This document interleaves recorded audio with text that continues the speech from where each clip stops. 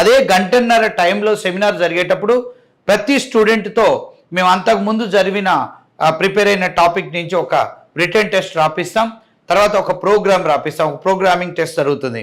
సుమారుగా 10 o'clockకి ఈ యొక్క సెమినార్ యాక్టివిటీ కంప్లీట్ చేసి 10 to 1 టైంలో స్టూడెంట్తో మేము డిఫరెంట్ వేలో స్టూడెంట్కి డిఫరెంట్గా మేము క్లాసెస్ని ఆర్గనైజ్ చేస్తాం.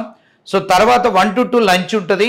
తర్వాత 2 నుంచి 6:30 పీరియడ్లో స్టూడెంట్కి ఇంటర్న్షిప్ యాక్టివిటీలో mock interviews, group discussions and machine test, logical programming test, coding test and XY activity అని ఇవన్నీ యాక్టివిటీస్ చేయటం జరుగుతుంది. అంటే almost all it is a practical oriented training.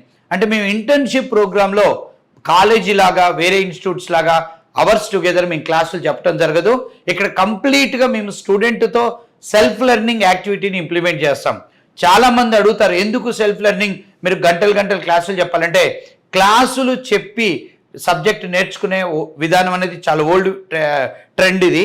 So రేపు మీరు ఇండస్ట్రీకి వెళ్ళిన తర్వాత ఇండస్ట్రీ మోడల్ ఆఫ్ ట్రైనింగ్ ఎలా ఉంటుందంటే, సో అతనికి ఏ ఎక్కువ టెక్నాలజీ అవసరమో ఆ టెక్నాలజీ రిలేటెడ్ రికార్డింగ్ సెషన్స్ కానీ వీడియో కోర్స్ ఇచ్చి అందులో టాస్క్లు ఇచ్చి వాళ్ళు ట్రైన్ చేస్తుంది.